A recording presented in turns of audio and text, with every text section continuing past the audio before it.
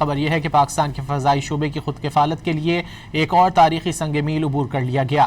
پاکستان میں پہلی بار یورپی ایویشن سیفٹی ایجنسی کے معیار کے مطابق aircraft maintenance, repair and overhaul مرکز قائم کیا جا رہا ہے۔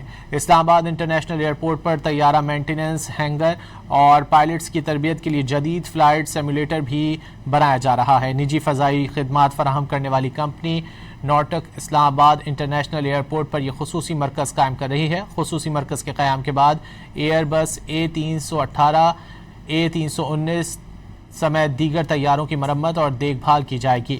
ایئر بلو لمیٹڈ بھی اسلام آباد انٹرنیشنل ایئرپورٹ پر ایک جدید طیارہ مینٹیننس ہینگر تعمیر کر رہی ہے۔